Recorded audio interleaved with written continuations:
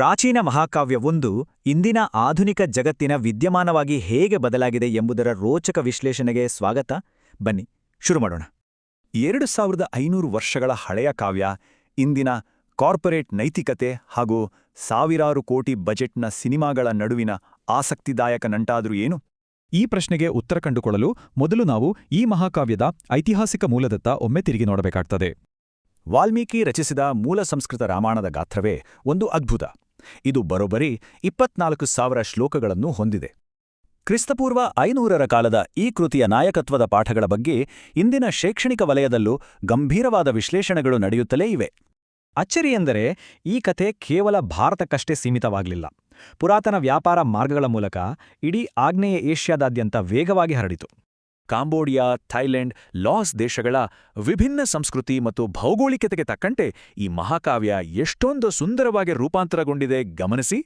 ಬೌದ್ಧ, ಇಸ್ಲಾಮಿಕ್ ಹಾಗೂ ಇತರ ಸ್ಥಳೀಯ ನಂಬಿಕೆಗಳೊಂದಿಗೂ ಸಲೀಸಾಗಿ ಬೆರೆತು ಹೋದ ಈ ಕಥೆಯ ಹೊಂದಾಣಿಕೆಯ ಸಾಮರ್ಥ್ಯ ನಿಜಕ್ಕೂ ಅಸಾಧಾರಣವಾದದ್ದು.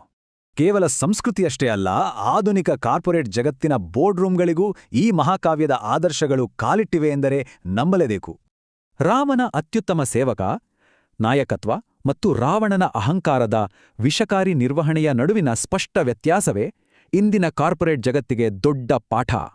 ಕರ್ತವ್ಯ, ನಿಷ್ಠೆ, ಧೈರ್ಯದಂತಹ ಈ 5 ಪ್ರಮುಖ ಗುಣಗಳು ಇಂದಿನ ಸಂಸ್ಥೆಗಳಲ್ಲಿ ಸ್ಥಿರತೆ ಮತ್ತು ಸಮಗ್ರತೆಯ ಸಂಸ್ಕೃತಿಯನ್ನು ನಿರ್ಮಿಸಲು ಸಾರ್ವಕಾಲಿಕ ಮಾರ್ಗದರ್ಶನಗಳಾಗಿವೆ. ಈಗ ಈ ಐತಿಹಾಸಿಕ ಮಾರ್ಗದರ್ಶಿ ಇಂದಿನ ಆಧುನಿಕ ಪಾಪ್ ಸಂಸ್ಕೃತಿಯಲ್ಲಿ ಅತಿ ದೊಡ್ಡ ಸಿನಿಮೀಯ ದೃಶ್ಯಕಾವ್ಯವಾಗಿ ಹೇಗೆ ಬದಲಾಗುತ್ತಿದೆ ನೋಡೋಣ.